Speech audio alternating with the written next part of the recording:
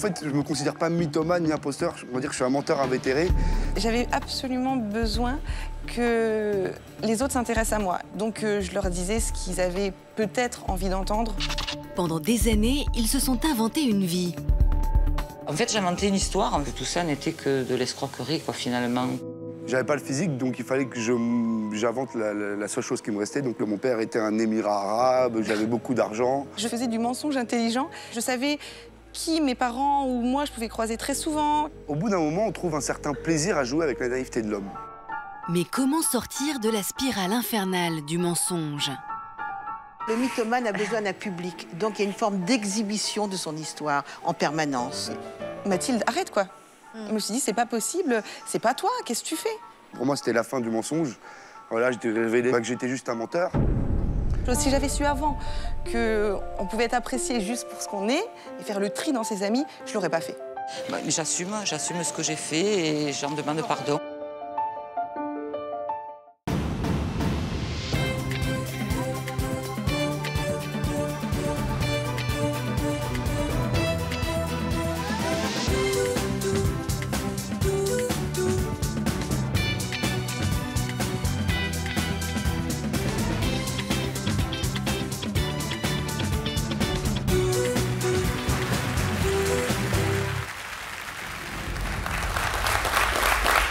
Bonjour à tous, merci de nous accueillir et merci à nos invités d'être présents sur ce plateau.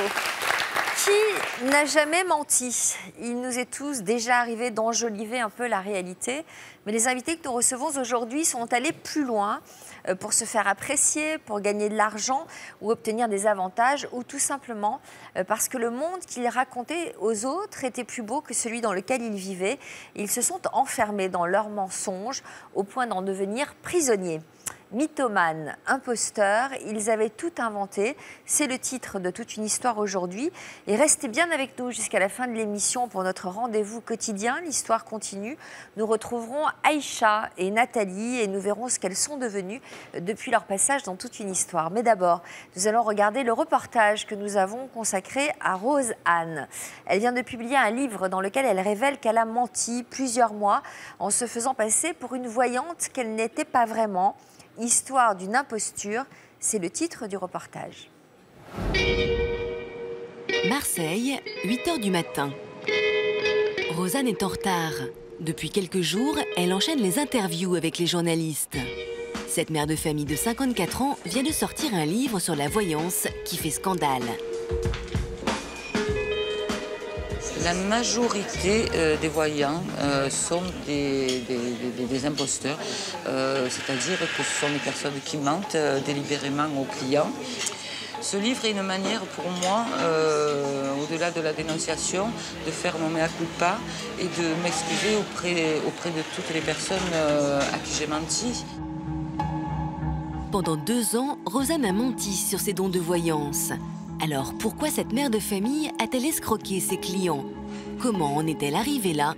Retour sur son histoire. Pendant 20 ans, Rose-Anne arrive à peine à survivre. Mère célibataire, elle contracte des crédits à la consommation. Puis elle se met à jouer au poker en ligne. Mais elle perd beaucoup d'argent. Dépressive, ne sachant plus comment s'en sortir, le 8 décembre 2009, elle décide de braquer un commerce. On en vient maintenant à ce procès à la lisière du fait social et du fait divers, celui d'une mère de famille de 50 ans. Cet employé municipal avait braqué un bureau de tabac parce que, disait-elle, son salaire de 1 200 € ne lui suffisait plus pour s'en sortir. Le 8 décembre, à 6 h du matin, elle se présente dans ce bureau de tabac où elle est cliente. Tout va bien se passer, dit-elle à la buraliste, en montrant un pistolet d'alarme caché dans son sac, un geste de désespoir. Je sais pas, j'arrive pas à prononcer un mot là. Celle qu'on surnomme alors la maman braqueuse est condamnée à 1 an de prison avec sursis et 5 ans de mise à l'épreuve. Mais ce coup de folie ne change rien pour Rose-Anne. Bien au contraire, elle s'enfonce encore un peu plus dans la misère.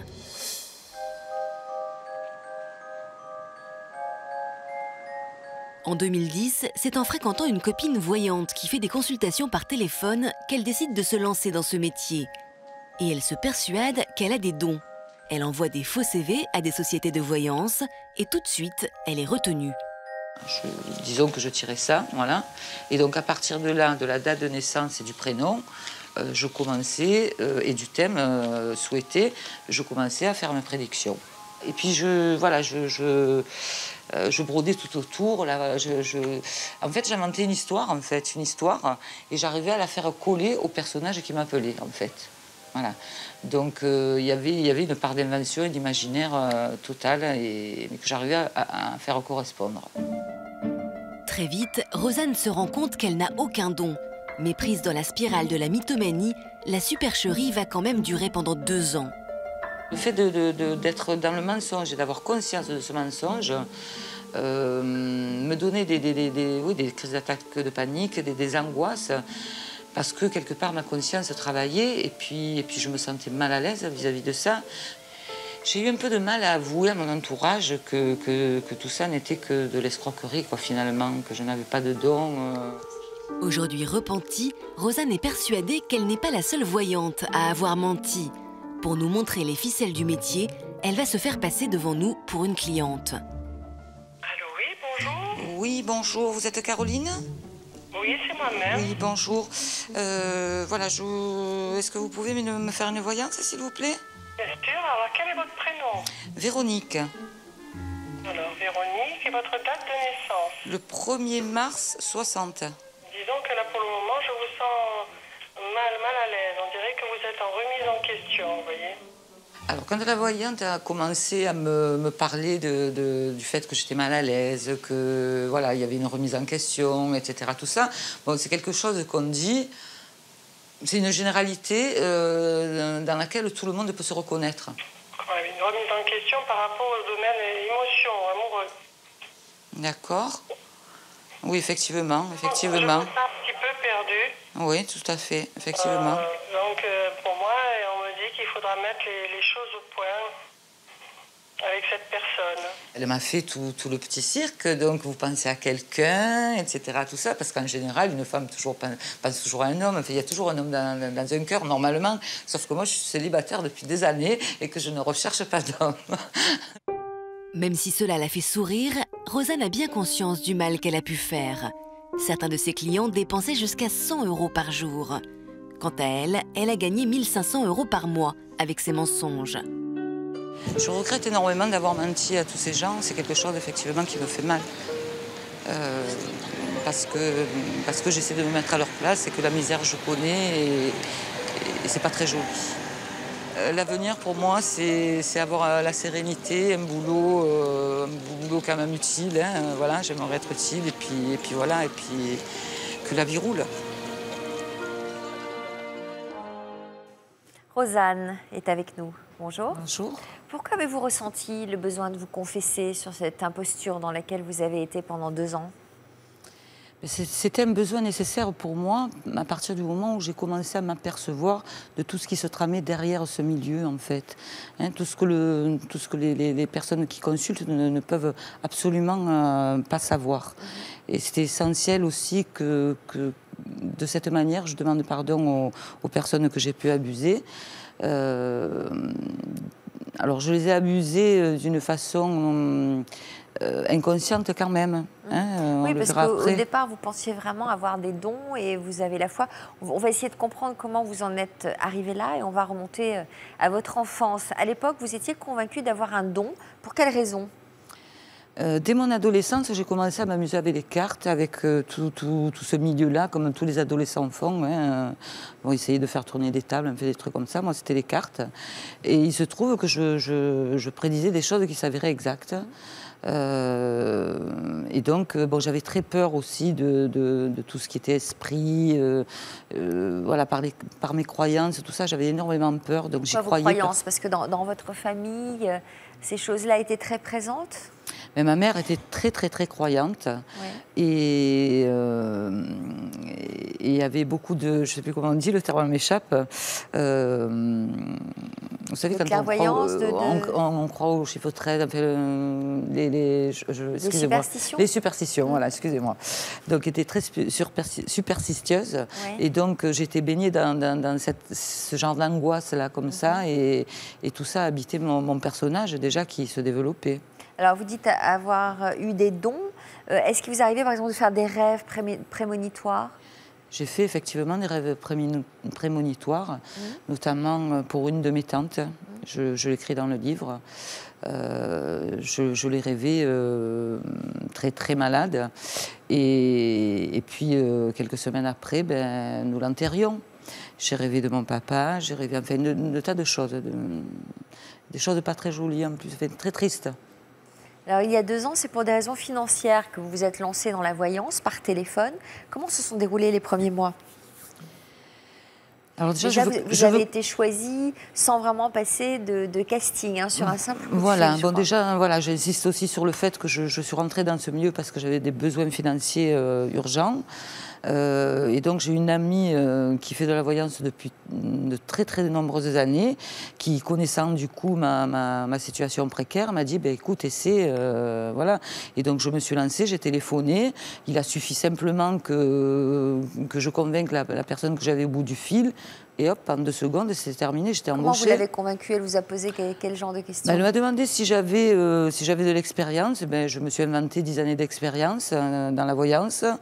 Bon, je ne me souvenais plus des noms de cabinets parce que j'avais arrêté un certain temps, etc.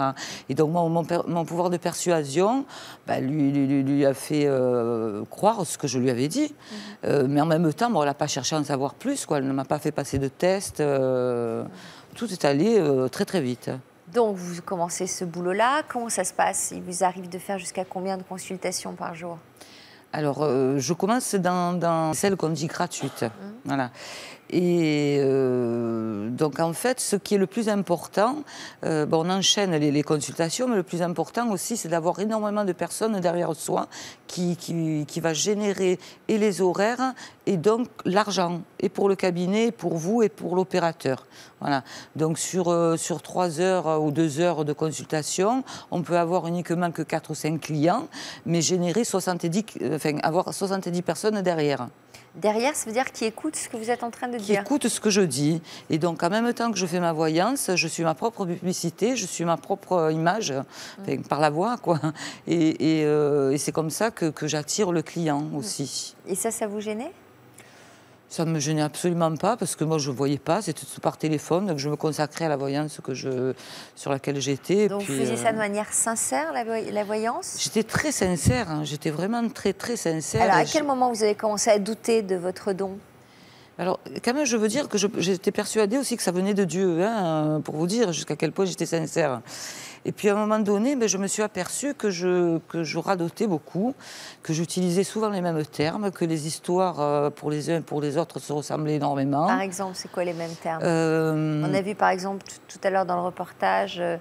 quand on vous disait que vous étiez dans une période de remise en question. Ça oui, ça, les remises en question, voilà, on en a en permanence. Ou alors, écoutez, vous êtes dans une période de changement. Vous allez être obligé de faire des choix. On a toujours des choix à faire. On a toujours des... Voilà. Ou dans votre... Donc ça marche toujours, quelles que soient les situations. Ça marche toujours. Et en général, on peut se dire que si quelqu'un appelle, c'est qu'il y a quelque chose qui ne va pas. Donc si quelque chose qui ne va pas, ça va être le boulot, une peine de cœur. Voilà. Il y a toujours un questionnement chez la personne. Est-ce qu'il y a une manière de questionner les gens pour les amener à révéler des choses sur eux-mêmes? Oui, alors ça, c'est vrai que, après, c'est tout le monde de là en soi, tout ça. Hein. Après, c'est une façon de savoir le développer. Moi, ma manière à moi, je vous parle de moi parce qu'au moins, c'est ce qui pourra le mieux vous faire comprendre, c'est que je disais les choses d'une façon générale, ou si j'avançais un point, je le disais d'un ton qui était ni une affirmation, ni un questionnement. Voilà. Je laissais le choix à la personne de me dire oui ou non. Et à partir de là, elle me parlait un petit peu, et puis moi, je rebondissais. Donc, il y a un moment où vous vous êtes dit, en fait, j'ai pas vraiment de don. Oui, c'est tout à fait ça. Pourquoi? Parce que je me répétais, et puis voilà, quoi. C'était comme ça. Je sentais que finalement j'inventais, je sentais que c'était mon imaginaire qui fonctionnait et qu'il n'y avait rien de l'au-delà. Alors pourquoi vous n'avez pas décidé de tout arrêter à ce moment-là? Parce qu'il a fallu quand même un moment pour accepter que je n'ai pas de don. Parce que depuis une trentaine d'années, même plus, j'étais persuadée en avoir. Donc on n'efface pas les choses comme ça. C'était assez abrupt aussi de s'apercevoir qu'on n'avait pas de don. C'est pas évident. Alors, une fois que vous en avez été convaincu, comment vous viviez ces séances d'imposture finalement? J'avais énormément de mal. J'étais partagée aussi parce qu'il fallait savoir que c'était mon gagne-pain. Donc j'avais des crises d'angoisse, des attaques de panique qui se multipliaient. Je ne savais plus, j'étais sur une balance, il fallait que j'aille ou d'un côté ou de l'autre. Et à un moment donné, je savais que c'était très très vite, il fallait que je prenne une décision. Est-ce que pour prendre votre décision, vous avez consulté une voyante? Absolument pas. Oui, je me suis consultée. Je me suis consultée moi. Et j'ai trouvé en moi la réponse et donc j'ai tout arrêté. Bon. Donc vous les avez arrêtés très récemment en fait. Hein. Oui, il y a 3 mois à peu près. Ouais. Comment vous vous sentez aujourd'hui? Beaucoup mieux, beaucoup mieux. Libérée? Libérée, plus légère à l'esprit. Il n'y a pas de prix pour ça. Même si financièrement, ça ne va pas mieux, mais bon. Voilà. Et vous vivez où? De quoi alors aujourd'hui? Avec toujours moins de 700 €. Voilà, je suis en retraite pour invalidité. Et je cherche quelque chose pour essayer de dans le domaine psychologique, tout ça. Pas forcément. Enfin, oui ou non, peu importe. Oui, ça peut être ça, effectivement. Peut-être pour aider les gens à se sortir de cette addiction. Moi, je suis prête à ça. Mais alors, vous dites que la majorité des voyants sont moi, je dirais même à 100%. Hein, 100%, donc vous n'y croyez plus du tout? Non, plus du tout. Plus du tout. Vous ne pensez pas qu'il y a des gens qui ont un don Non, ils pensent l'avoir. Ils pensent l'avoir. Alors quoi, il y a des gens qui sont peut-être plus intuitifs? Oui, c'est de la déduction. Des autres. Voilà, il faut être à l'écoute des autres. Il faut savoir percevoir ce qu'est l'autre, hein, ce qui peut le tarauder, ce qui peut l'intéresser ou non. Tous ces petits détails qui font qu'une personnalité est comme ça. Et il faut savoir aussi comment une personne appréhende les événements de la vie, comment elle réagit. Et à ce moment-là, on peut anticiper sur un soi-disant futur. Hein, parce qu'il y a une évidence là-dedans qui ressort. Hein, c'est presque du mathématique là, à ce niveau-là. Ça s'apprend? Le discours, non, je pense qu'on l'a en soi, tout le monde l'a, et après on a des facultés, des facilités plus ou moins importantes à le développer. Tout ce qui est du domaine de la vente, si on a des expériences dans le domaine de la vente, la communication, en général, on est beaucoup plus aisé à ce niveau-là. Alors, il est temps d'ouvrir la première partie de notre émission Réinventer sa vie. Bonjour Yvonne. Bonjour vous Sophie. êtes psychologue. Que pensez-vous, Yvonne, du profil psychologique de Rose-Anne? Alors, Rose-Anne parle d'imposture, mais moi j'ai envie de vous dire plutôt de manipulation.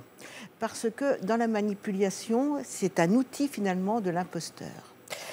Qu'est-ce qui se passe dans votre histoire? Il y a quand même beaucoup de fractures dans votre vie. Vous avez osé quand même braquer un bar tabac, vous êtes un peu dans la transgression.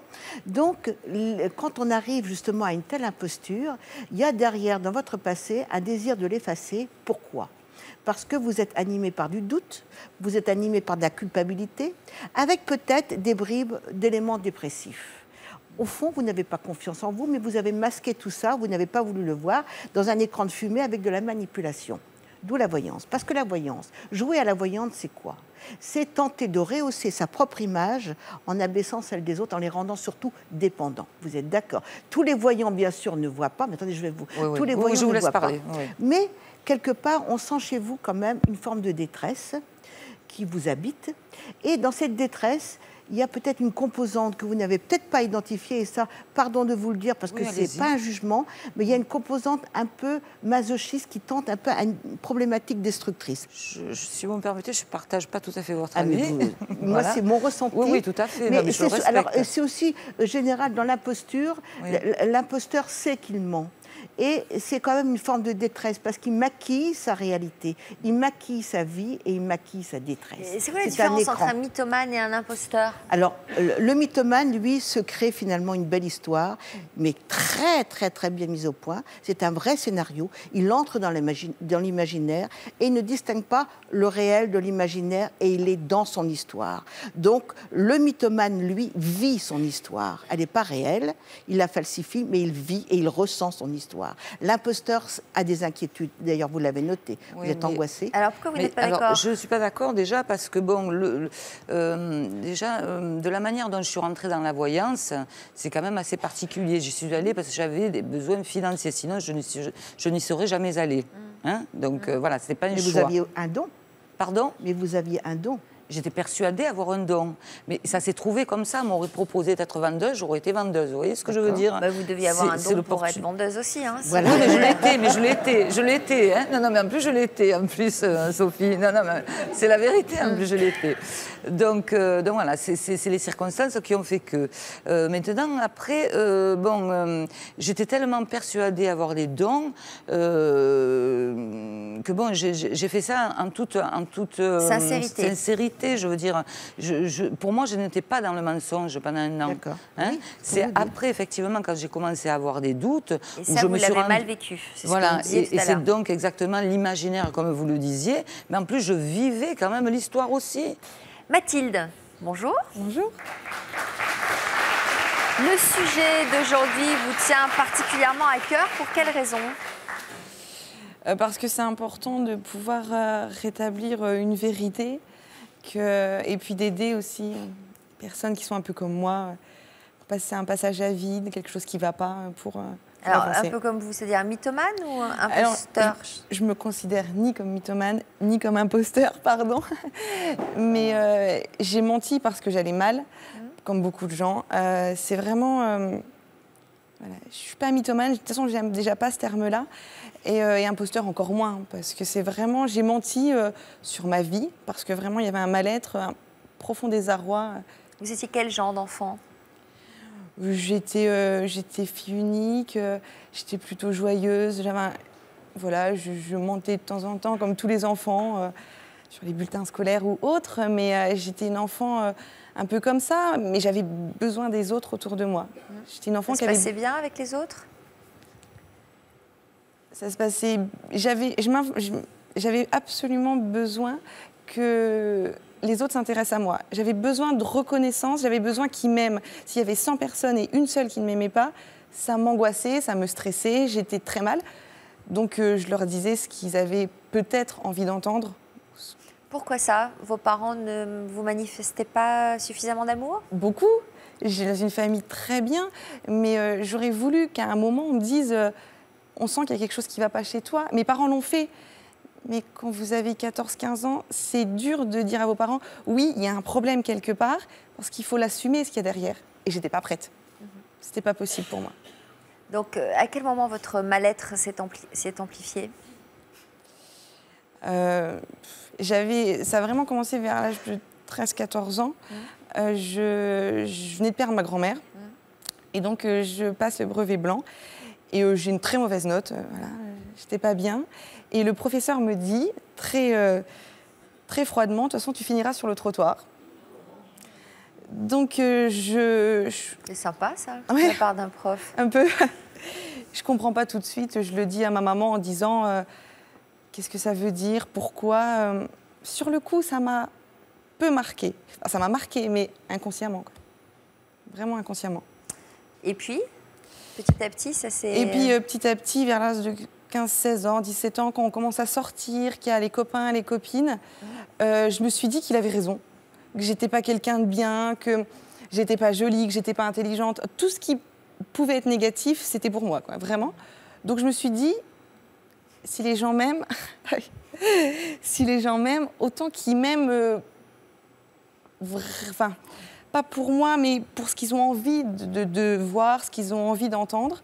Donc je montais pour avoir leur affection, quoi, vraiment. Donc du coup, vous êtes inventé une vie. Qu'est-ce que vous avez inventé?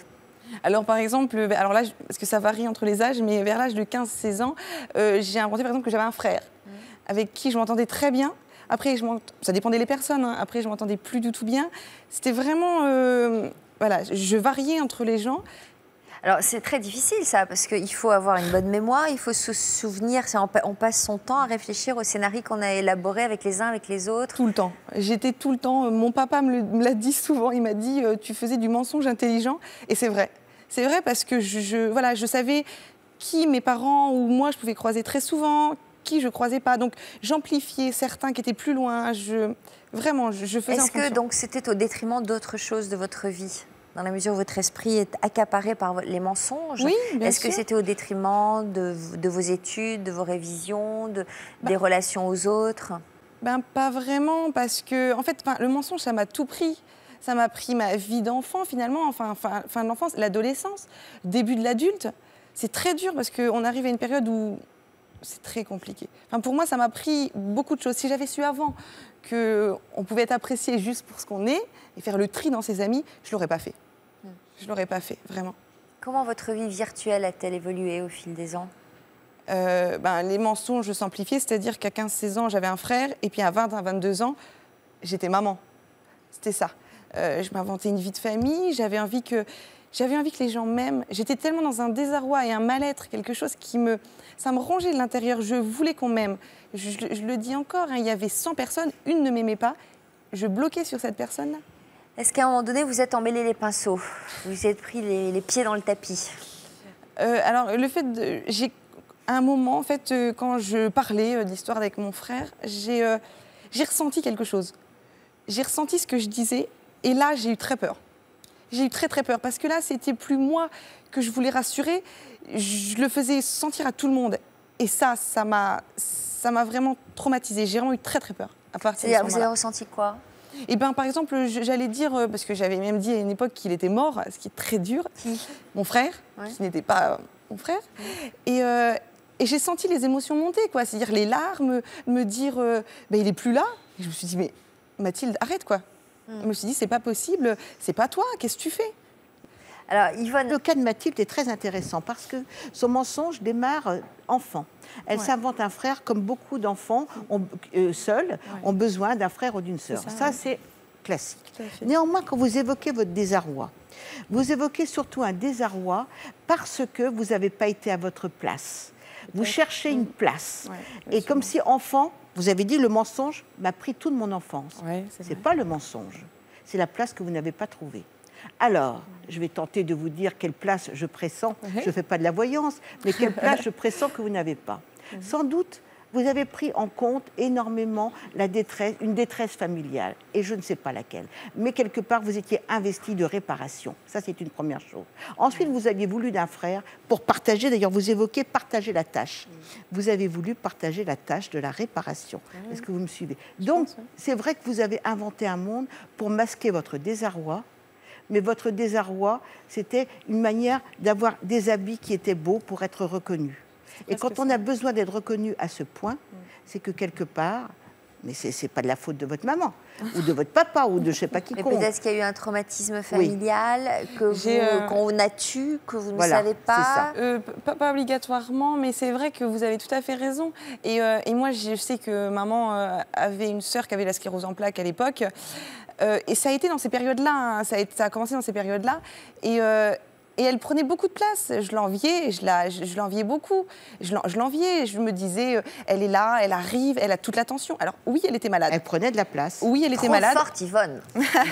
Trop forte. C'est vrai, elle était malade. Mais pour moi, je restais une enfant. Et quand je revenais de l'école et que ma mère n'était toujours pas rentrée parce qu'elle était encore avec sa sœur, oui, je lui en voulais. Je lui en voulais, mais je lui en ai jamais tenu rigueur. En tout cas, c'est ce que j'ai l'impression. Mais inconsciemment, bien sûr que je lui en ai voulu. Bien sûr que j'en ai voulu. J'en ai voulu à ma tante aussi, bien évidemment. Parce que je me suis dit, finalement, je l'enviais presque d'être malade. Je l'enviais presque d'être malade pour... Pardon, mais dans votre entourage, votre tante, personne ne s'est rendu compte que vous passiez votre temps à mentir? Alors, je ne passais pas mon temps à mentir. Je mentais beaucoup. Mais mes parents me l'ont dit, il y a quelque chose qui ne va pas. Ils me l'ont dit qu'il y avait quelque chose qui n'allait pas. Mais qu'est-ce que vous voulez dire à 15 ans si vous dites « oui, je mens ». Mais après, il va falloir chercher d'où ça vient.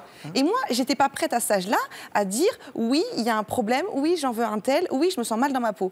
Est-ce que vous avez consulté des psys à l'époque? Est-ce que vos parents se sont inquiétés au point de vous envoyer des psys? Alors, parce que moi, je connais quelqu'un qui non seulement a consulté des psys, mais qui mentait aux psys. C'est pas mal, ça. C'est pas mal, il faut être super fort quand même. Et tous les psys se sont fait avoir. Mais oui, c'est fréquent.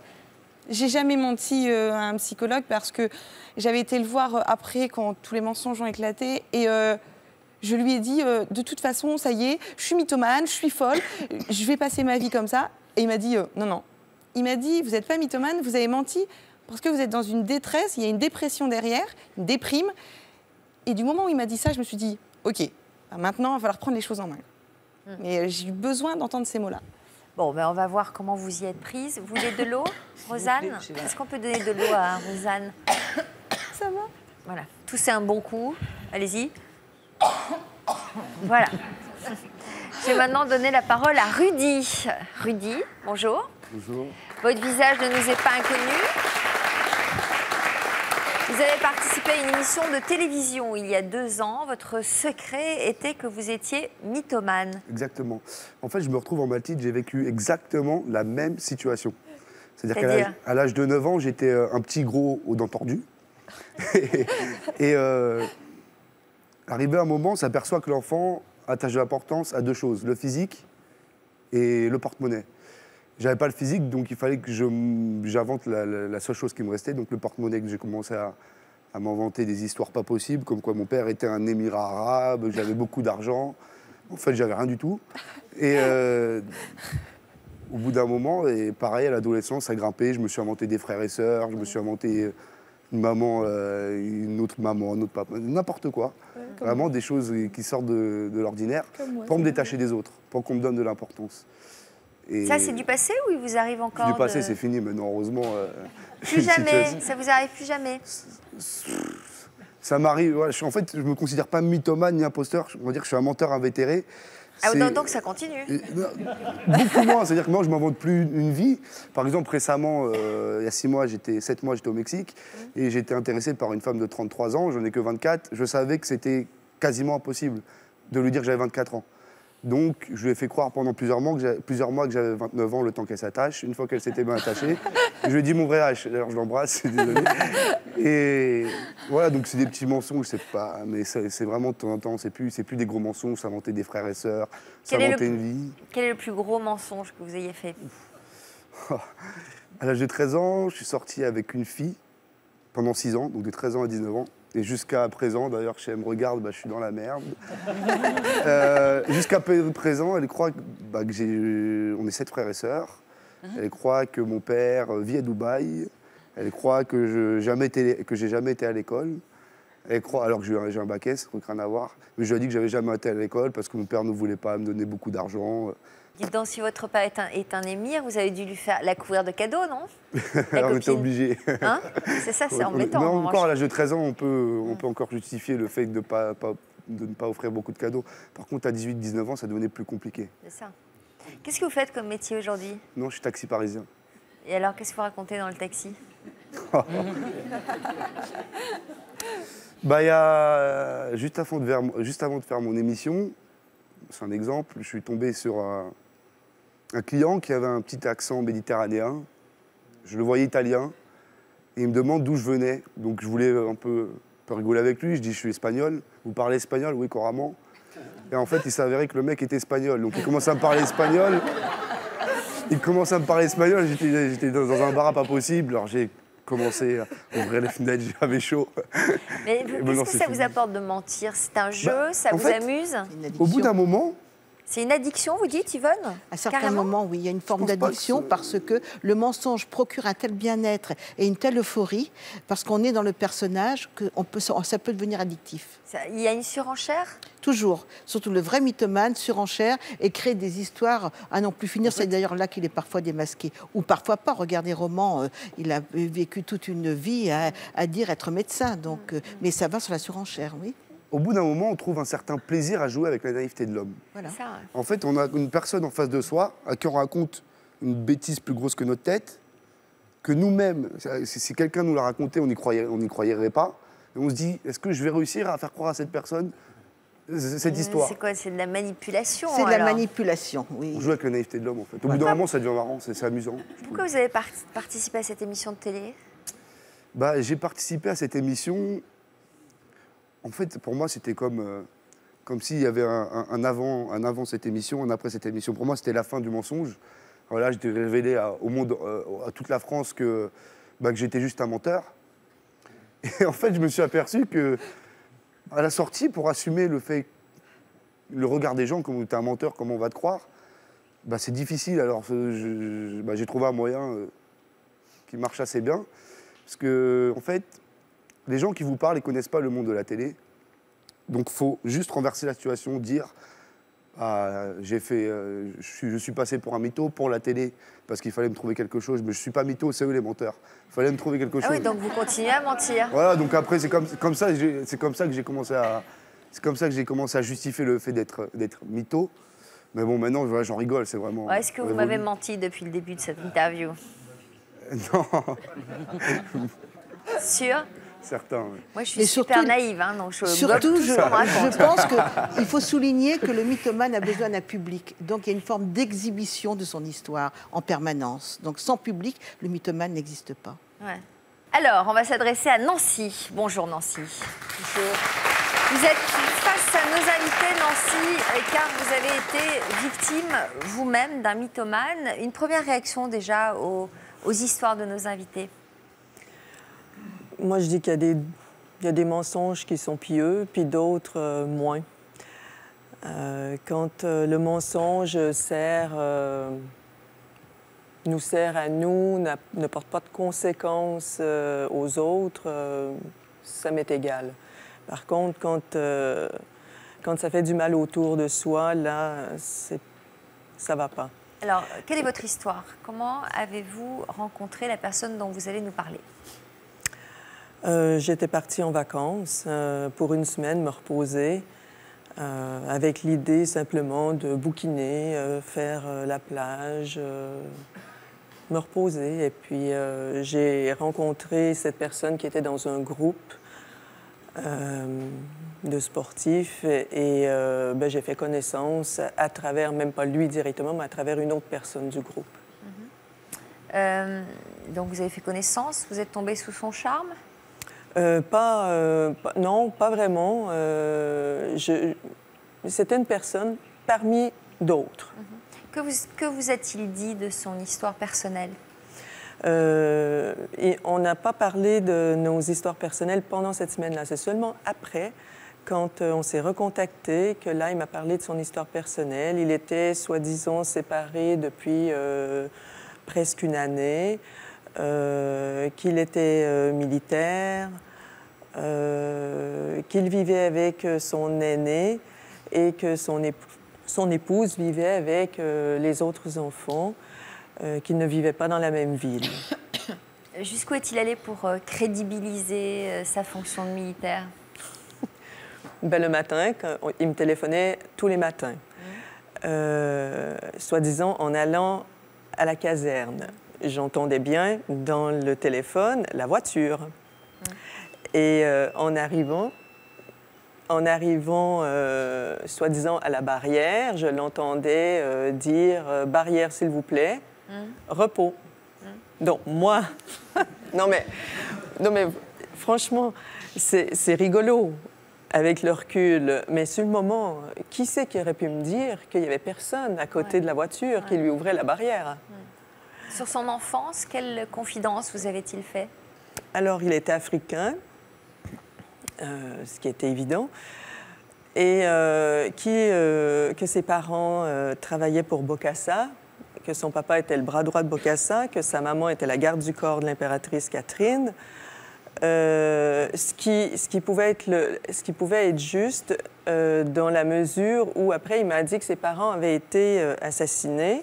Il m'a donné des dates. Moi, j'ai fait des recherches après sur Internet. J'ai regardé, pas pour vérifier, mais pour m'informer.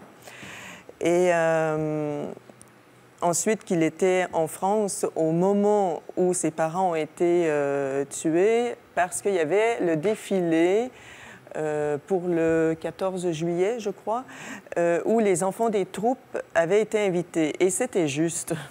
Donc... comment j'aurais pu imaginer une seule seconde que c'était faux? Donc, à chaque fois, vous avez vérifié, et donc à aucun moment, vous n'auriez pu imaginer qu'il mentait? Ah non. Comment avez-vous découvert qu'en fait, tout cela n'était que des mensonges? Après, on s'est vus plusieurs fois. Et à un moment donné, il y a eu plusieurs petits soucis qui ont fait qu'à un moment donné, il voulait retourner, soi-disant, avec sa femme. Et il m'a dit, de toute façon, elle va t'appeler, elle aimerait parler avec toi. Et en fait, elle m'a appelé en numéro caché pour m'insulter. Et moi, bon, pour moi, c'était terminé. Je lui ai assuré que, de toute façon, je ne souhaitais pas être la 5e roue du char. Mais j'avais gardé un numéro de téléphone.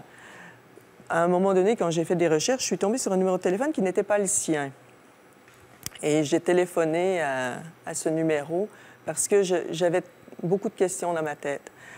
Et je suis tombée sur sa femme. Et je lui ai dit, mais voilà, parce qu'il s'était encore passé d'autres choses, il m'avait recontacté et tout. Donc moi, je ne savais plus du tout s'il était encore avec elle ou pas. Et moi, je voulais mettre les choses au clair. Et j'ai appelé, je suis tombée sur une femme et je lui ai dit, voilà, c'est moi, je vous rappelle. Vous vous souvenez m'avoir appelé? Et elle ne se souvenait absolument pas de moi.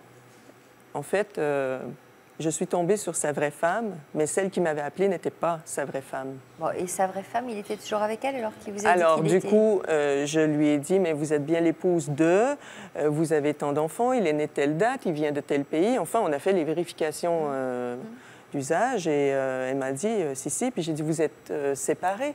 Elle me dit, on n'a jamais été séparés. Et là, le plancher, il tombe. Donc, il était militaire ou pas? Alors, j'ai dit, puis, comme si ça ne suffisait pas, je lui ai dit, mais il est bien militaire.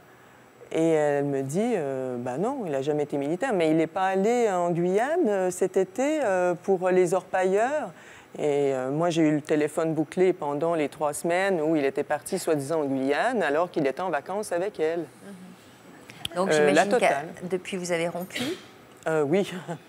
Psychologiquement, à quel point cette histoire vous est-elle atteinte?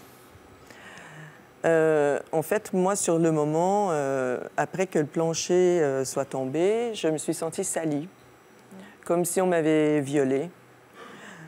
En plus, il m'a fait jouer le rôle de la maîtresse, ce que je n'aurais jamais joué parce que, voilà.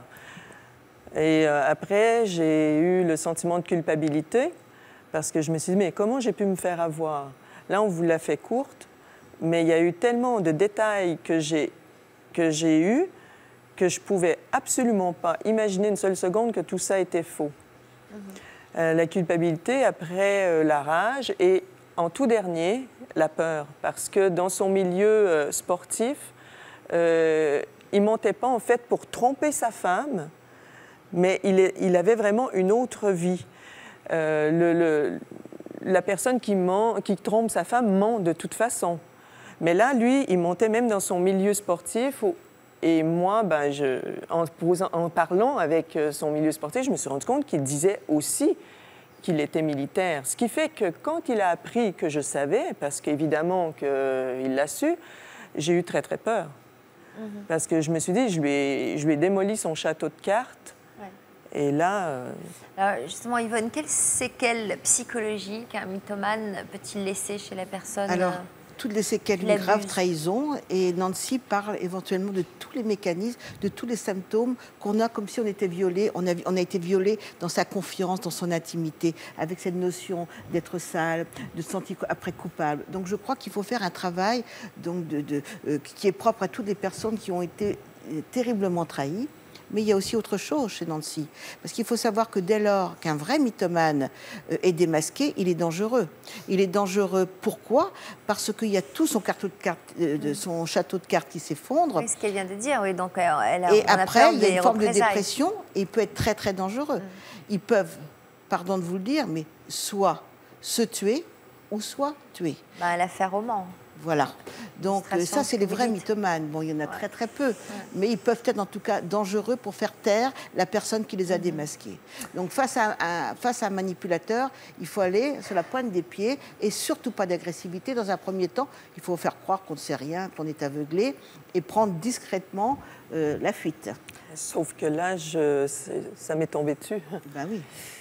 Alors, comment nos invités ont-ils réussi à reprendre les rênes de leur vie et à sortir de ce cercle infernal du mensonge? Eh bien, c'est ce que nous découvrirons dans notre deuxième partie. Ce sera juste après ces messages de la rédaction. Comme nos invités, vous pouvez nous raconter votre histoire. Vous n'avez jamais trouvé l'amour, mais vous souhaitiez être père à tout prix. Vous vous êtes donc tourné vers l'adoption.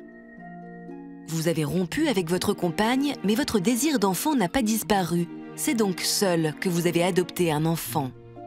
En couple avec un homme, vous avez fait le choix de l'adoption pour devenir père. Vous avez adopté seul un enfant et parfois vous êtes un père célibataire débordé. Après des années d'attente, vous venez de recevoir votre agrément et vous vous apprêtez à devenir enfin père. Pour nous raconter votre histoire, contactez notre équipe au 0820 16 30 15 ou connectez-vous sur le site de France 2, rubrique Toute une histoire. Tout à l'heure, dans l'Histoire continue, nos invités nous le prouveront, on peut toujours prendre un nouveau départ. Une petite fleur, belle et colorée à l'image de l'amour que je te voue. Je t'aime. Il y a quelque temps, ils étaient au plus mal.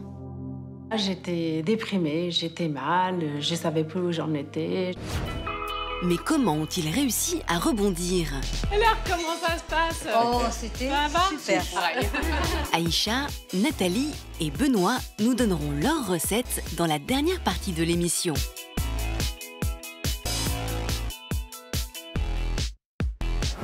Comme nos invités, vous pouvez nous raconter votre histoire. Alors que vous étiez au lycée, vous êtes tombée amoureuse de l'un de vos professeurs. Vous étiez ou vous êtes tous deux enseignants et vous avez eu un coup de foudre le jour de la rentrée des classes. Lors d'une réunion parents-professeurs, vous avez craqué pour un parent d'élève ou pour un enseignant. En allant chercher votre enfant à l'école, vous avez trouvé le grand amour. Vous avez craqué pour l'un de vos camarades et alors que vous êtes encore au lycée, vous vous apprêtez à avoir un bébé ou vous êtes déjà parent. Pour nous raconter votre histoire, contactez notre équipe au 0820 16 30 15 ou connectez-vous sur le site de France 2, rubrique Toute une histoire. Bienvenue si vous nous rejoignez sur le plateau de Toute une histoire. Nos invités ont le courage de l'avouer. Ils ont menti à leur entourage. Ils se sont inventés une vie qui n'était pas la leur. Alors comment retrouver une crédibilité après des années de vie dans le mensonge? C'est la question que nous soulevons dans la deuxième partie de notre émission, le difficile retour à la réalité. Mathilde, c'est pour embellir votre vie que vous jugiez trop banale que vous avez commencé à mentir et pour attirer l'attention sur vous. Dans quel état psychologique vous trouviez-vous à la fin? J'étais très mal. J'étais très très mal parce que c'est là que j'ai commencé à comprendre que je vivais à ce moment-là mes mensonges que j'avais jamais eu avant. Là, j'ai eu très peur. J'ai eu très peur de ce qui allait se passer, comment les gens allaient réagir, comment moi j'allais réagir. Parce que je me disais, ce jour-là, j'ai réussi. C'est pas grave, si demain il y a un problème, au pire des cas, je me foutrais une balle. Et c'était comme ça. Je survivais tous les jours un peu plus comme ça. Ça me tenait, quoi. Vraiment, j'allais mal. Très mal. Alors finalement, vous avez trouvé un échappatoire. Lequel? On m'a proposé de faire les vendanges en Suisse et en Bourgogne. Je suis partie. J'ai tout laissé. J'ai pas dit à mes parents ni à mes amis où j'étais, ni le téléphone, rien. J'ai dit à maman, il faut que ça pète, il faut que tout se sache. Donc je suis partie plus de 2 mois. Dans l'espoir de rencontrer des gens nouveaux qui ne connaissaient rien de votre vie. C'est ça. Et j'ai rencontré quelqu'un d'assez impressionnant et je lui ai déballé ma vie. Je lui ai dit, voilà, moi, il se passe ça dans ma vie. Et il m'a dit, il est temps que tu repartes et que tu fasses, et que tu assumes ta vie, que tu puisses avancer dans ta vie, quoi, que tu assumes qui tu es. Et je pense qu'il avait raison. Donc c'est ce que vous avez fait? Vous êtes reparti en affrontant la réalité? Non. Je suis rentrée chez moi, la tête basse, j'étais chez mes parents, donc les volets fermés, ça sonnait, j'allais dans l'autre pièce au fond, le téléphone sonnait, j'étais dans un état incontrôlable. Et puis ça a duré une quinzaine de jours et puis j'en pouvais plus parce que j'avais une très bonne amie dans mon village qui venait toquer. Elle disait, où est Mathilde? Qu'est-ce qui se passe? Puis je dis, je vais l'appeler. Donc je l'appelais en pleurs, complètement... très mal. Et là, le premier truc que je lui dis, c'est pardon, je suis désolée, excuse-moi. Et là, elle m'arrête tout de suite, elle me dit, t'as pas à te pardonner, elle me dit, c'est à toi que t'as fait du mal, pas à moi. Parce qu'à votre meilleure amie, vous lui aviez raconté quoi?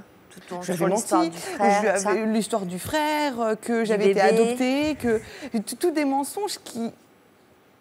Donc elle a eu une bonne réaction.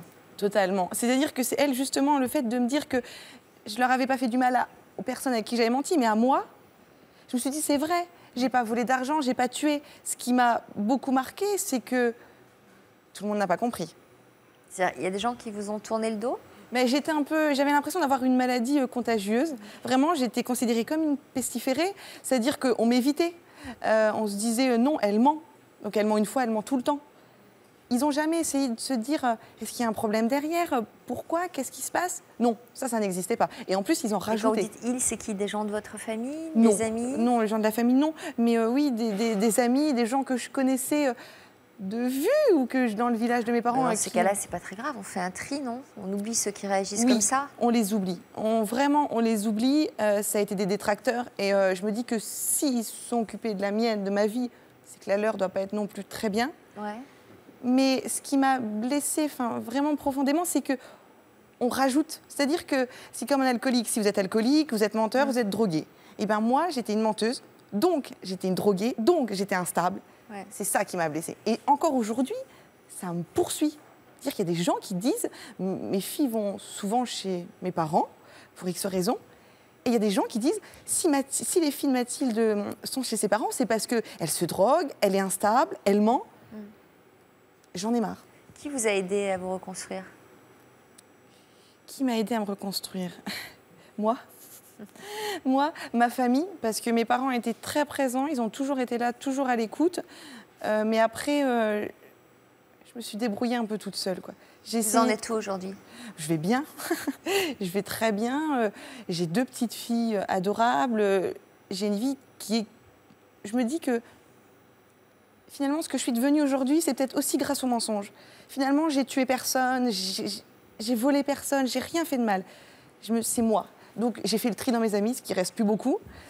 Et pourquoi vous êtes là? C'est pour dire à tous ceux qui vous ont fait du mal Justement, non. Parce qu'aux gens qui ont été des détracteurs, qui ne m'ont pas écouté, qui n'ont pas été là, je m'en fous. Je m'en fous parce qu'ils ne valent pas mieux que ce que j'ai pu valoir à une époque. Donc, je m'en moque. Par contre, pour tous ceux qui vivent un mal-être, quelque chose, un désarroi, un passage à vide, leur dire qu'il y a toujours quelqu'un qui peut leur tendre la main ou leur ouvrir le cœur et qu'il faut se battre, quoi. Il ne faut pas lâcher et qu'il y a un moment où on s'en sort, quoi, vraiment. Merci. Et savoir que de tels mensonges, on se ment d'abord à soi-même avant de mentir à autrui. Merci en tout cas d'être venu sur notre plateau. Merci pour la confiance que vous nous avez accordé. Le message est clair, hein, on peut toujours s'en sortir malgré des épisodes très douloureux de la vie. Mes invités d'aujourd'hui ont tous choisi de s'inventer une vie pour s'échapper de leur quotidien. C'est également une option qu'auraient pu envisager Aïcha et Nathalie, qui ont vu toutes les deux leur vie s'écrouler du jour au lendemain. Mais au lieu de se réfugier dans le fantasme, elles ont préféré faire face à la réalité, et ce, quel qu'en soit le prix à payer. Dans l'histoire continue, je vous propose tout de suite de découvrir si chacune d'entre elles a réussi à prendre un nouveau départ. Bonjour à toutes les deux. Merci d'avoir accepté à nouveau notre invitation. Je vais d'abord commencer avec vous, Aïcha. Jean-Luc Delarue, vous avez reçu le 29 janvier 2009 dans une émission intitulée « Comment rebondir quand on a tout perdu ?» Rappelez-nous ce qu'il vous est arrivé le 1er novembre 2008. Qu'est-ce qui est arrivé en novembre 2008? J'avais un restaurant. Donc, suite aux inondations en 2008. Donc, à quel endroit? Dans le Rhône, on peut dire à l'Arval. Donc un jour, il a plu pendant plusieurs jours sans arrêt. Et puis un soir, un peu plus que d'habitude. On ne sait pas trop ce qui s'est passé.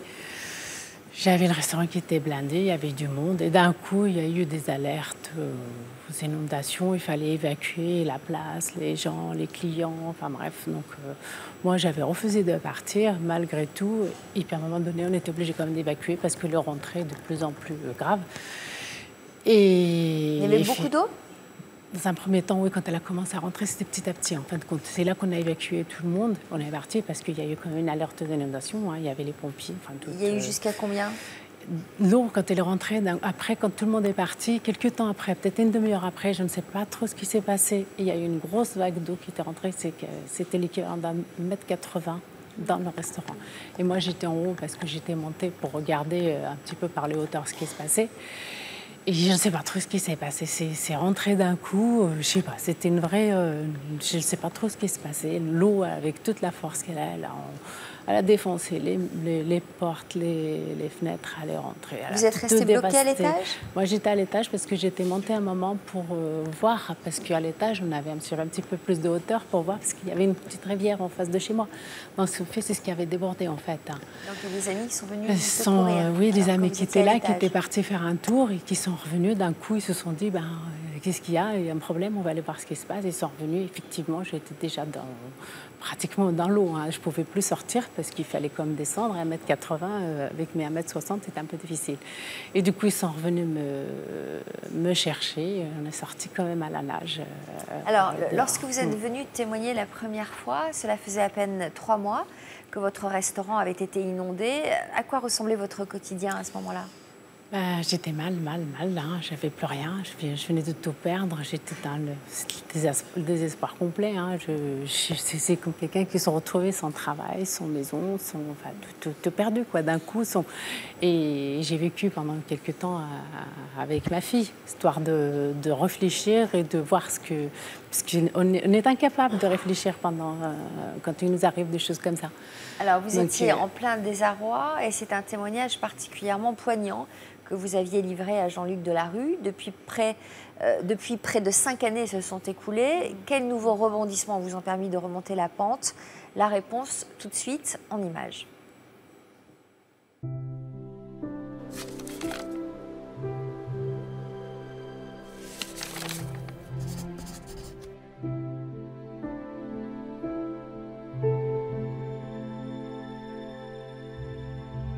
J'ai tout perdu. Je me retrouve sans rien.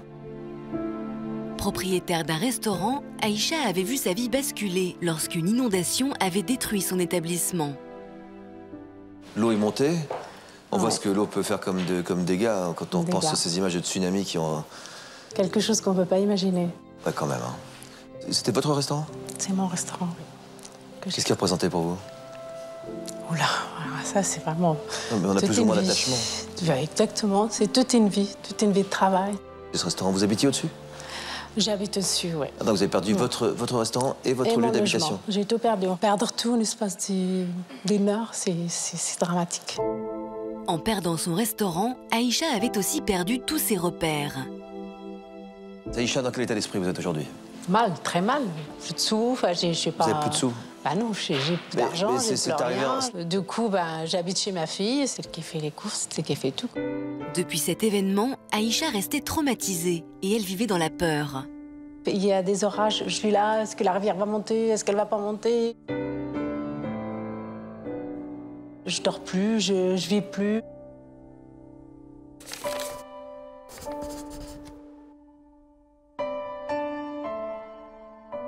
Après son passage sur notre plateau, Aïcha n'arrivait toujours pas à remonter la pente.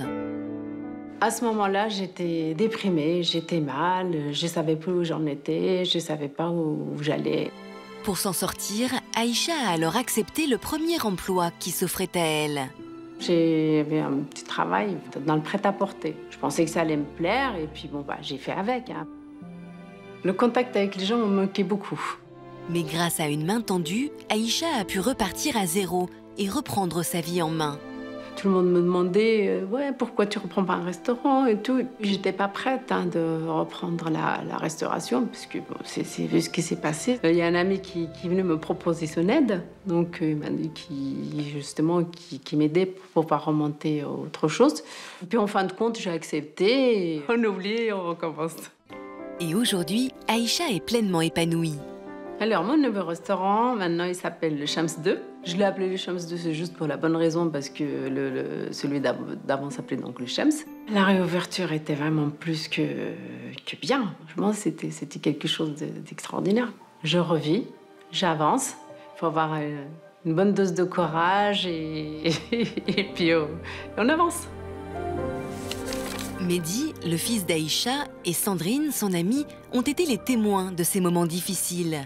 On ne l'a jamais laissé tomber, on l'a toujours épaulée et je l'ai soutenue. Chaque fois qu'elle avait envie de parler, on parlait, elle me téléphonait quand elle voulait. Je la trouvais vraiment déprimée et abattue, et l'impression qu'elle n'avait pas la solution pour remonter cette pente. Mais leurs inquiétudes se sont dissipées lorsqu'Aïcha a retrouvé l'envie d'ouvrir un nouveau restaurant. C'est les anciens clients du restaurant qui l'ont motivée en lui posant des petites questions toutes banales. Est-ce qu'un jour on va pouvoir remanger un couscous?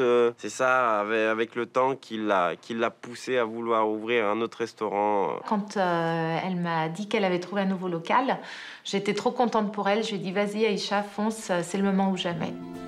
Mehdi et Sandrine voient désormais un avenir plus serein pour Aïcha. La réouverture de son restaurant l'a complètement boostée. Ça l'a remontée à bloc, elle était pleine de peps, pleine de projets. Elle a oublié un petit peu tous les déboires qu'elle a eus avec la perte de son restaurant. Et à nouveau, elle revit. Aujourd'hui, je vois une femme épanouie, heureuse. Je dirais pas une nouvelle femme, mais elle a retrouvé ce qu'elle a perdu.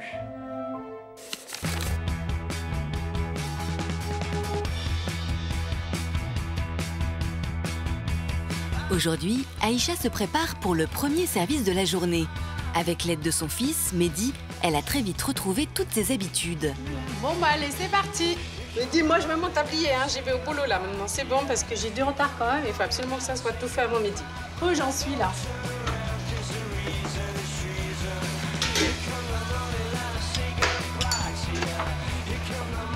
Mehdi, t'en es où? T'as fini? Ça y est, j'ai terminé.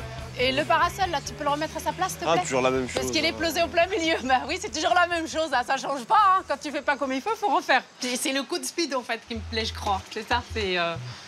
Faut que ça bouge. Sinon, ça n'a pas d'intérêt. Si Aïcha apprécie l'action, accueillir ses clients reste pour elle un moment privilégié. Bonjour, monsieur, dame. Madame. Je vous laisse vous installer. Des clients devenus des amis qui attendaient son retour avec impatience. Je viens quand même vous faire un petit coucou. Ça va? Tout se passe bien? Un régal, ouais, comme d'habitude. On voulait encore un petit peu? On vient plus pour Aïcha que pour le couscous. Voilà, c'est pour son accueil, sa charité et sa simplicité. C'est pour ça qu'on t'aime. De toute façon, c'est ça qui me manquait en fait dans la restauration. Pourquoi j'ai repris, c'était ça. C'est justement ce contact, c'est chaleureux, c'est voilà. Donc c'est vrai que j'ai pas un échange. Voilà. Mais Aïcha est loin d'imaginer qu'une cliente un peu spéciale sera là aujourd'hui avec son mari. Une invitée qui était avec elle sur le plateau a tenu à lui rendre visite. Maman, j'ai quelqu'un pour toi. Ouais. Quoi? Tu vois pas que j'ai pas le temps, Mehdi? Allez, s'il te plaît, attends, c'est tout. Bon, bah, c'est tout. Oh, bonjour! Bonjour, Aïcha. Ça va? Ça va? Ça fait longtemps, hein? Oui, ça fait longtemps que j'ai pas vu, ouais. Bon, ça fait plaisir de vous voir. Oui, ça fait plaisir. J'ai des fois tout ça venu, là. Et? Comment ça se fait que vous n'avez pas prévenu, rien? Surprise! Ah, ça fait plaisir. Tu vois? T'as changé, hein? Eh ben oui. T'as fait tes cheveux. Bonjour, ça va? Et toi? Oui, ça va bien. Bon, ouais, c'est super. Pas beau. À force, t'as réussi. Bah, avec un petit peu de volonté, on y arrive. Voilà, c'est bien. Ça se passe je te reconnais, je te reconnais. C'est gentil, ouais. Ginette avait vécu le même drame qu'Aïcha, l'inondation de sa maison. Ce point commun les avait rapprochés lors de l'émission. Elle est cuite, la salade cuite. Au Maroc, on appelle ça zalok. Tu veux servir? Allez, vas-y. Allez. Tu mets un peu de légumes, de tout. Un petit peu de légumes. Oui, vous avez faim. Bah, je viendrai me joindre à vous après, dans un petit moment. Entendu. Voilà. Allez, tu reviendras chercher la semaine. Alors, vu que tu veux travailler, je vais te faire travailler, hein. Oh. Regarde le couscous qu'elle nous a cuisiné. Il est vraiment royal, hein. Je te sers? Oui. Allez, un peu de tout? Oui. Ça va être un régal. J'aime bien. Alors, comment ça se passe? Oh, c'était super. Super bon.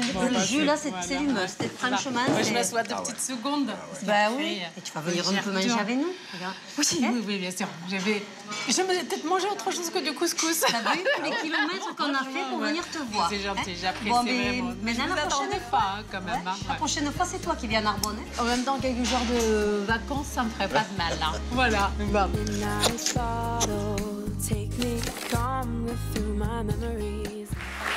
Mais c'est qu'on le goûte très bien, nous, ce couscous. Il fait envie, il est bon, Ginette, le couscous. Il est bon, le couscous. Il est royal. Ah bon. Prenez l'adresse et allez le déguster. Loin. Parce qu'il est vraiment très très bon. Bon, Aïcha, ça fait plaisir de vous voir aussi épanouie à nouveau. Vous avez beaucoup pleuré pendant ce reportage. Difficile de revivre ces moments-là? C'est très dur. C'est vrai que de revivre ça, bon, moi, je pensais l'avoir oublié. Puis en fin de compte, non, on n'oublie pas. On met peut-être dans un petit coin de sa tête. Et puis à chaque fois quelque chose qui nous rappelle ça, c'est les émotions. Et ça revient. Que s'est-il passé dans les mois qui ont suivi? En fait, vous vous étiez rencontrés toutes les deux sur notre plateau. Oui. Et puis, qu'est-ce qui s'est passé après l'émission? Après l'émission, donc c'est vrai il y a eu quelque chose qui s'est fait. Enfin, on a sympathisé. C'est vrai qu'il y a eu des affinités. Et puis, on nous avait invités chez eux. On est allé à Narbonne. Et c'est vrai que on a passé des bons moments ensemble. Et puis on a continué à se revoir. C'est vrai que ça. Donc vous aviez vécu la même chose. Votre maison avait été inondée aussi. Exactement. Donc vous avez été de bons conseils. Mais de bons conseils, on a essayé de la rassurer parce que c'est vrai que c'est démoralisant. Puis on n'oublie pas, nous, en 99, on s'est retrouvés sur le toit, on est sortis à la nage avec une peur, voilà, on n'oublie pas. Une amitié est donc née entre vous, on l'a vu dans notre reportage. Vous avez tenu à lui réserver une petite surprise. Quel souvenir gardez-vous de vos retrouvailles dans son restaurant? Moi, quand on est arrivé dans son restaurant, je me dis qu'en fin de compte, elle aussi, elle a pu rebondir. Et je trouve qu'on n'oublie pas, mais... la vie est plus forte. Voilà, la vie est plus forte. Vous entretenez quelle relation toutes les deux depuis votre passage? On se téléphone de temps en temps. Bon, on s'est revus chez nous 2 ans après. Bon, il fait que Aïcha a un restaurant, donc c'est pas très très facile de se rencontrer. Il y a quand même 3 heures en train. Mais déjà... on reste en contact. Voilà, on s'est donné rendez-vous dans quelques mois. Vous diriez que vous êtes devenus amis? Oui. Pourquoi avez-vous tenu à être de nouveau sur notre plateau aujourd'hui, Aïcha? Je voulais apporter quand même mon témoignage, quand même, parce qu'après avoir vécu une telle catastrophe, une telle épreuve, c'est vrai d'avoir été quand même presque au bord du gouffre, hein, c'est le cas quand même, hein, parce qu'à un moment donné de ma vie, j'étais pas bien, j'étais mal, je ne savais pas ce que je faisais ni où j'allais. Et finalement, on peut quand même, si ça peut aider d'autres personnes, qu'on peut quand même finir par rebondir. Mais quand même, je souligne, avec beaucoup de courage et de persévérance, parce que sinon c'est dur. Mais bon, on y arrive si c'est vraiment on a la volonté d'y arriver. Merci en tout cas et bravo pour ce courage. Nous sommes ravis d'avoir contribué à la naissance de cette amitié et au fait que vous ayez pu rebondir. Et on peut dire aussi qu'il y a un couple qui est manquant, avec qui on a sympathisé aussi, c'est David et Delphine, avec qui on se voit régulièrement et qui sont du Nord et qui viennent très très souvent chez nous et nous on va chez eux. Donc quand on vous parle de la grande famille de toute une histoire, voilà. c'est une réalité. Voilà, exactement, ouais. Il est temps à présent de revenir sur l'histoire de Nathalie. Bonjour Nathalie, je vous avais reçue avec votre conjoint le 14 juin dernier dans une émission intitulée « En plein divorce, ils ont fait machine arrière ». Vous nous aviez alors raconté qu'après 20 ans de mariage, vous aviez fini par quitter le domicile conjugal. Pour quelles raisons en étiez-vous arrivé à prendre cette décision ? Parce que nous vivions comme des colocataires, on se croisait dans la maison, on n'avait plus de passion commune, plus de discussion. La vie était devenue très triste, très très triste. À quel moment avez-vous décidé de partir de chez vous? Au bout de 20 ans de mariage, quand je pensais que plus rien ne serait possible. Comment votre mari avait-il encaissé cette décision? Mal. Très mal. Il a tenté de vous retenir? De me retenir dans un premier temps, non, parce qu'il a été très choqué. C'est par la suite où il s'est acharné, on va dire ça comme ça, à essayer de me reconquérir. Vous avez été sensible aux déclarations d'amour qu'il a faites? Pas dans les premiers temps, ma décision était prise. Mais face à son acharnement... Il s'est montré persévérant. Oui. Il y a quelques mois, donc c'est vous qui aviez répondu à notre appel à témoins. Pour quelles raisons aviez-vous souhaité témoigner sur notre plateau? Pour une bonne raison, et j'ai très bien fait. C'est que je voulais témoigner du fait que rien n'était impossible. Quand ça n'allait plus dans un couple, on pouvait encore, mais bon, il faut vraiment se remettre en question, mettre les choses à plat, ravaler son orgueil. Il était encore possible de revivre un amour incroyable. Alors, comme Aïcha, vous avez cru en votre seconde chance et votre couple est reparti sur de nouvelles bases. Mais avant de découvrir à quel point votre séparation a été bénéfique, je vous propose de nous repasser le film de votre histoire. On s'occupait peu de notre couple. Donc petit à petit, on s'est oublié. Après 15 ans de mariage, Nathalie et Benoît avaient commencé à s'éloigner l'un de l'autre. Leur couple était mis à l'épreuve. On vivait comme des colocataires, en fait, c'était ça. On rentre dans une routine dans laquelle il n'y a plus d'échange. Il n'y a plus d'échange, il n'y a plus de passion commune. On ne se parlait plus. Quand on en arrive là, il y a vraiment une fracture. Nathalie ne supportait plus le quotidien avec son mari. Elle avait alors pris une décision radicale. Je pensais que plus rien ne serait possible, qu'on pouvait plus, que c'était un non-retour. Donc j'ai décidé de partir de la maison, mais je n'arrivais pas à partir comme ça très loin tout de suite. Donc je me suis dit, je vais prendre une maison dans le même village que Benoît, et comme ça, je me préparerai tout doucement à partir loin. Comment vous avez vécu son départ? Très mal.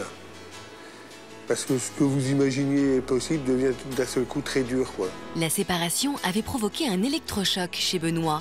Il avait réalisé qu'il ne pouvait pas vivre sans Nathalie. Je me suis rendu compte que c'est la seule femme que j'aimais. Donc j'ai commencé de me remettre en question, puis de réfléchir à ce qu'il fallait faire et changer, de façon à essayer de repartir à sa conquête. J'ai beaucoup utilisé le SMS, commencé de renouer un dialogue, ce qui nous a permis d'aplanir toutes ces rancœurs, ces non-dits. Et... Bon, c'est long, hein. Vous pouvez pas tourner le dos à quelqu'un comme ça sans cesse, quelqu'un que vous aimez. On se reconstruit, on reconstruit tout, notre amour, notre famille. 4 mois après l'émission, c'est à Amblainville, dans l'Oise, que nous retrouvons Benoît et Nathalie. Au bord du divorce, il y a encore quelques mois, le couple s'est laissé une seconde chance. Tiens, ma chérie. Oui, cool. Prendre un bon petit-déj.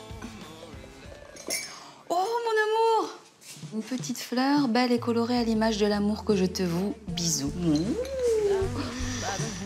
Si je t'aime. Un petit mot, des petites fleurs, un petit déjeuner, tous les deux, en tête à tête. Hein? J'ai vraiment de la chance. Tous les jours, je vis ça avec toi. C'est très, très agréable. Allez, je débarrasse. Bon, je vais garder ton petit mot. Hein. T'inquiète pas, t'en auras d'autres.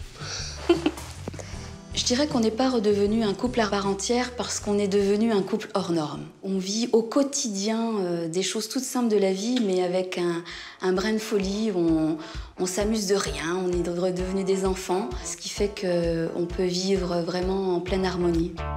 Après avoir été séparés pendant 9 mois, Nathalie et Benoît ne se quittent plus. Allez. Et ils se sont même redécouverts une passion commune pour la nature. Allez, et droit, hop. Allez, cherche devant. Cherche devant, devant. C'est agréable, hein? Ouais, c'est super agréable. Quand on s'est rencontrés, on était très branchés nature tous les deux. Et c'est ce qui nous avait liés au départ. On partageait beaucoup de moments comme ça. Qui s'est estompé un peu après. Ouais, puis là, de recommencer comme ça à partager ces moments-là, c'est vraiment génial. Agréable. Ouais. On s'est rendu compte qu'on ne pouvait pas se passer l'un de l'autre. Et le retour à la nature, c'est le retour à l'essentiel dans notre vie de couple. On ne peut pas rattraper le temps perdu avec Benoît, c'est pas possible. Mais par contre, maintenant, on vit simplement, au jour le jour, sans se prendre la tête. On profite effectivement de tous les instants à fond, justement sans vouloir en perdre un morceau. Le couple profite de chaque instant et déborde de nouveaux projets. Peintre amateur, Nathalie inaugure aujourd'hui sa première galerie d'art. Allez, on va finir de préparer. Et pour la soutenir dans sa démarche, son mari Benoît est bien sûr de la partie. T'es pas trop stressée? Non, pas du tout. Non, pas du tout. Bah, t'es là avec moi, alors voilà. Je ne sais pas pourquoi je serais stressée. Tu m'aides. Par contre, ouais, ça, je suis pressée qu'ils arrivent. J'attendais ça depuis longtemps. 18h30, les premiers invités ne tardent pas à arriver. Bienvenue, Michel. Je suis ravie que tu sois là. Bienvenue. Et 30 minutes plus tard, l'exposition de Nathalie rencontre déjà un franc succès. Tout ça, c'est vraiment très joli. Hein. Moi, je préfère les chiens. Ah oui, tigre. Le fond avec le brouillard, c'est très joli. Ma soirée d'inauguration se passe super bien. On a un peu de mal à s'entendre, il y a du monde. Je trouve ça génial. Ce soir, je suis une femme heureuse et comblée. J'ai mon amour auprès de moi qui partage un grand moment que j'attendais depuis longtemps.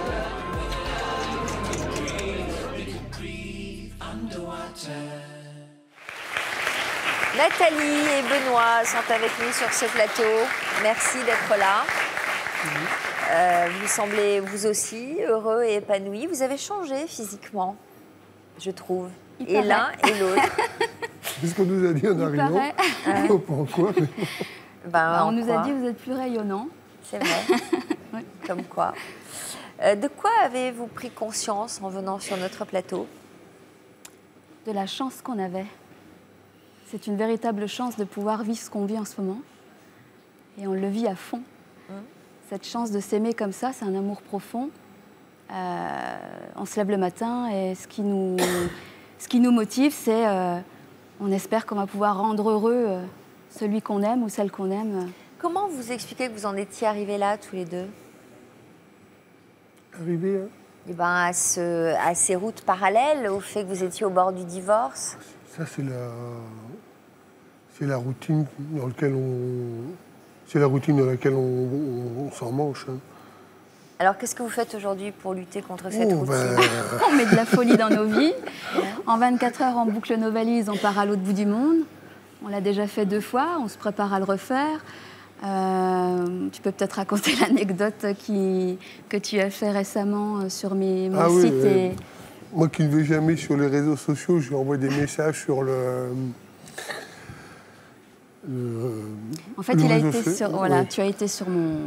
Donc je vais le raconter. Il a été sur mon site internet et sur mes réseaux sociaux. Il les a piratés et il a mis des photos, des messages d'amour, de façon à ce que tout le monde puisse les voir. Ça a été une sacrée surprise pour moi. Ah ouais. Et ça a provoqué une surprise aussi chez votre entourage de vous voir sur votre plateau. Personne ne savait que vous étiez au bord de la rupture? Très peu. Ce qui fait que les enfants voyaient le problème. Après, la famille, ça leur a fait un choc. Et puis, après, il y a beaucoup de collègues ou d'amis qui n'étaient même pas au courant, quoi. Donc aujourd'hui, ça va beaucoup mieux. Aujourd'hui, ça va beaucoup mieux. Puis maintenant, c'est eux qui viennent, c'est certains d'entre eux qui ont été tellement surpris de nous voir. Je téléphone quand même nettement plus à Nathalie. En fait, on s'aperçoit qu'on a beaucoup dans notre entourage de gens qui sont dans la même situation.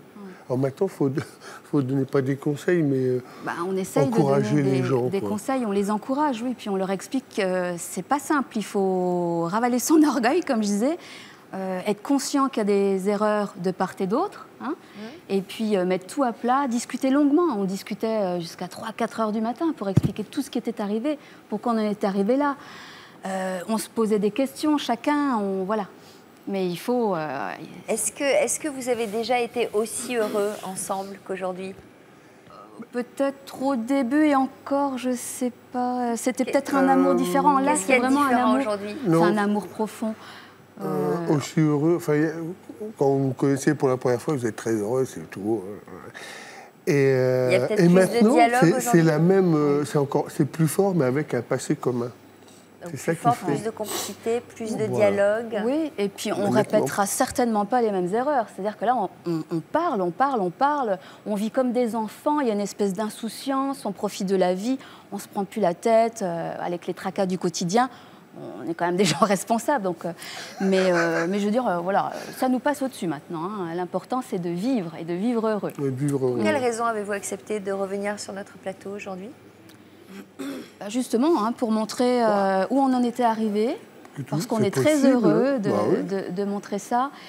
Et puis aussi, si on peut aider les gens, les couples en difficulté, leur montrer que c'est possible, mais qu'il faut vraiment y mettre du sien.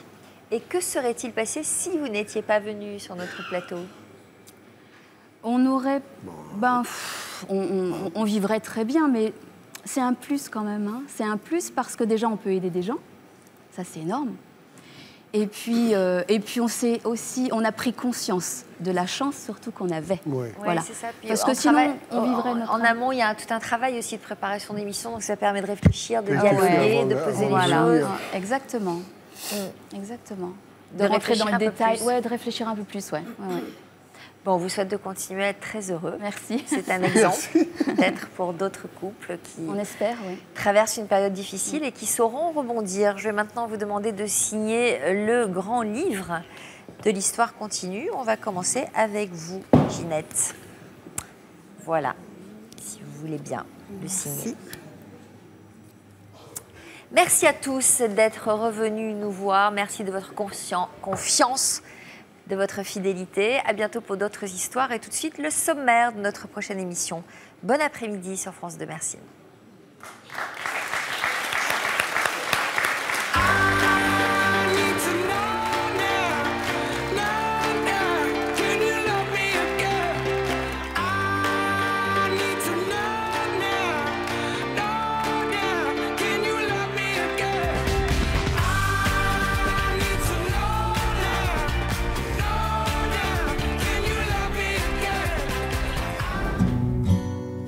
On a découvert cette dépression quand elle avait 1 an.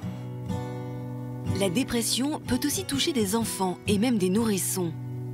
C'était un bébé assez triste. Les pleurs sont différents. On sentait que c'était comme un mal-être. Son comportement a totalement changé. Elle se tape la tête contre les murs. Des cauchemars toutes les nuits, toutes les nuits, toutes les nuits. Des seins très noirs. Il s'est mis à moins manger. À 10 ans, il pesait 26 kilos. Face au mal-être de leur enfant ou de leur bébé, les parents sont souvent démunis. J'ai du mal à l'accepter. Ma petite fille soit en dépression, pour moi... Une dépression, c'est réservé aux adultes? Non, non. Mais comment leur venir en aide? Je passais mon temps à le féliciter, à le valoriser, parce que je partais du principe qu'en dépression, on n'a pas d'estime de soi et je voulais le remplir. Je me disais, on va pouvoir se battre. On vit comme ça tous les jours, on avance.